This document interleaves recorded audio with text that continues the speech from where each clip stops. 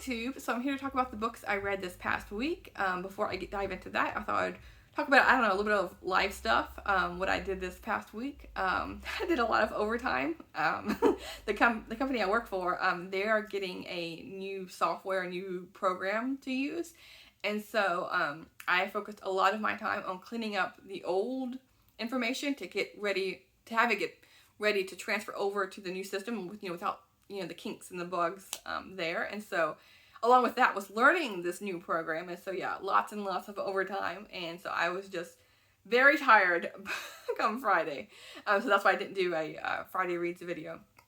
But this weekend has been really nice. I didn't do anything Saturday except sit around and read. And I did a bit of tidying around the house because that for sure got put on the back burner because I was so busy during the work week. And then today was really nice. I went on a really long walk with Fable, and sorry she's not in the picture. She is just conked out over here beside me, like sleeping away, because we had a very busy morning. We went hiking through the forest, and then we got some lunch and had a picnic lunch, and and then more walking around after that. And so yeah, it was just a really nice day. And then we did a couple like country drives, like to and from there. And so yeah, like lots of fun there. So yeah, a much needed weekend relaxation time before I dive right back into the busy, hectic work week coming up. But then thankfully, like midweek by Wednesday, the new system will be in place, and so yeah, then I'll be back to normal hours. Thank goodness. So yeah, let's get into the books I read this week.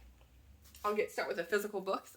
Catherine Mansfield's The Garden Party and Other Stories, with this really pretty edition with lots of flowers, the floral design, and probably the most well-known book in here is Miss Brill, about an old woman who is just like kind of like out of touch with what's going around in her what's going around her. And so when she's out and about, people are making fun of like the way she's dressed, because when she put on her outfit before she went out, she was all happy and proud to put these items on, but when she got out, people were like pointing and laughing at her. So that's probably the most well-known story.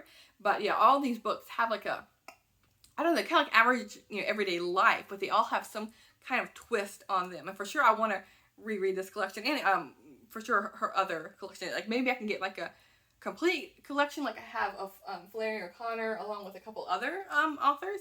But yeah, for sure, I really enjoyed this one. I'm gonna reread it. And then another book I just adored, I finished this yesterday, was Fox and I, An Uncommon Friendship by Catherine Raven. And I had brought this up in my Friday Reads, I think last week, because I wanted to read that weekend. But yeah, like I was reading other books, and so this book took me all week, because yeah, lots and lots of overtime, like I was saying. Anyway, this was just a joy to turn to every day after work. Books, I don't know, I love how, no matter, at least for me, no matter what is going on, if I have a book to read, if something like that just like calms me down and gives me something else to think about instead of like being stuck in my head thinking about work or whatever the stress is. And so yeah, it was just really nice to read this. This is about a woman who she's a very interesting life, because she talks about how for most of her life, since like the age of 15, she's lived alone, or and not just alone, but very far from other people. She started as a forest ranger, and then she got a PhD. She went through the whole school program and got a PhD, and so now she is a professor, university professor, off and on. And so a lot of this book is about her being pulled between what she should be doing now that she's gotten a PhD.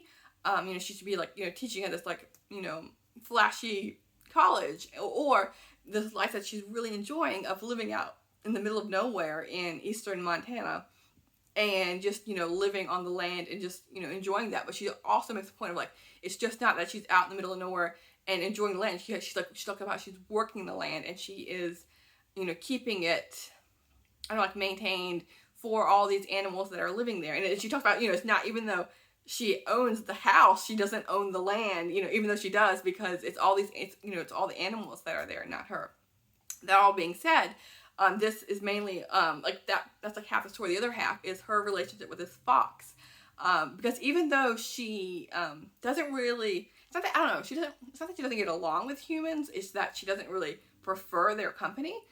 She prefers the connection with animals, and so she has this bond and friendship with this fox that she initially makes because he has mange a bit on his flanks, and so she wants to cure that. She's like, any animal that has mange, I don't want them dying of mange, if they're on this property.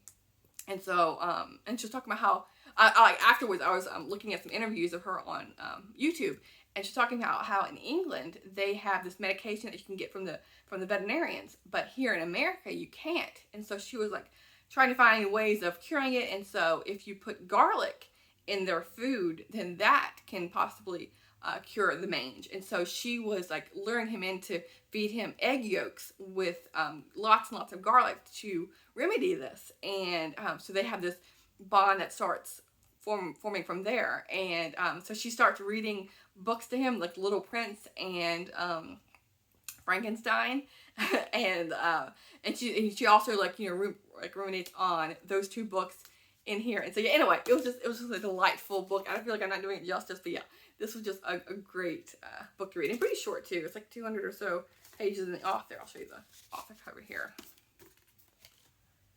But yeah, this was, and I like it, like her mindset, just because I like reading a lot of books about people who are living isolated and trying, not just trying, but succeeding at being able to rough it, no matter where you are, and just battling the elements and interacting with animals and the wildlife and the plants and everything around you. Yeah, that's just right up my alley.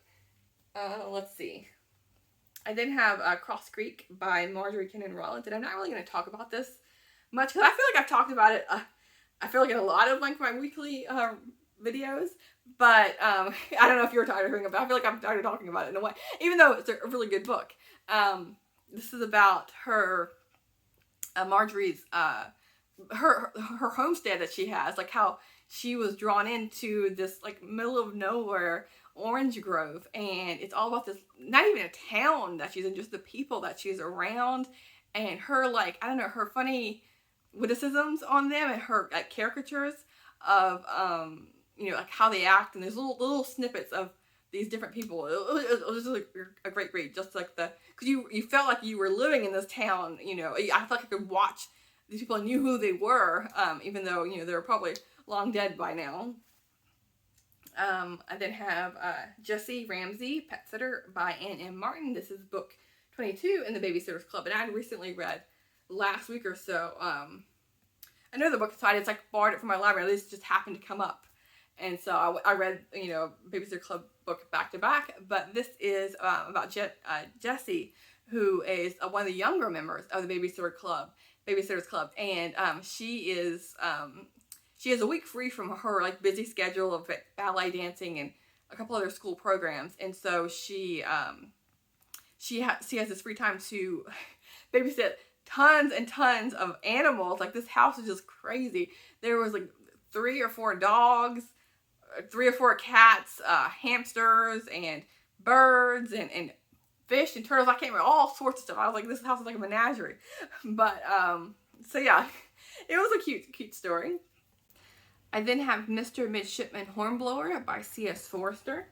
And this is following Horatio Hornblower and his journey of starting a career as a seaman. He at first didn't believe in his abilities, and people look down on him. But as the story goes on and the adventures take place, he finds confidence and becomes a leader in on the boat. And so yeah. I had this book for the longest time, and I never read it, so I got rid of it. And so I'm happy to have read this one. I don't know how to continue on because it's not really up my alley on what I like reading, but I'm happy to have read the first one in the series. I then have the BBC adaptation of the BBC radio full cast dramatization of her books. And so I listened to Mansfield Park and Northanger Abbey, but it also has Sense and Sensibility, Pride and Prejudice, Emma, and Persuasion. Excuse me. So it has all of her books. And so each story, or each book, was around 2 hours or so. And so it's, instead of talking about the details and scenery of what's taking place, it's all dialogue, of course, in a way. There's no narration in between of what's going on. But even though it was all dialogue, it was still, maybe because I've read all the stories multiple times, it was still like easy to follow. And I think it's a really good introduction for people who don't, or or get overwhelmed by looking at this classic text with like maybe like writing that isn't modern day. And so this, I think, will be a good way of approaching her work. I then have Davy Maycomer's Silver Linings, a Rose Harbor novel. And I don't want to go into the bed and breakfast owner story because it's kind of like a spoiler from the past books, but she's going through some emotional happenings, and so, but then there are two side characters in here, or they're also the main story as well, about they're focusing on a high school reunion, and they're both going back for different reasons. The first one is going back because she wants to reconnect with a long lost love that she broke up with him right after high school because his parents thought that she would greatly disrupt his life of going through college and going through starting a career, and so they didn't want him to be tied down so early, and so she wants to reconnect with him. And then her friend that's going back is going back for vengeance because she was greatly mistreated by this boy, and so she's like basically wants to go back saying, you ruined my life and I hate you and I'm not gonna forgive you. And so they have their own story plots there. And yeah, this is just a nice read, and I was just swept away. I read it all in like one sitting, and yeah, these are just fun reads. And I really like this cover with like the lightning bugs. So yeah, those are the books I read this past week. Let me know if you've read any of them, and I will talk to you soon. Thanks, BookTube.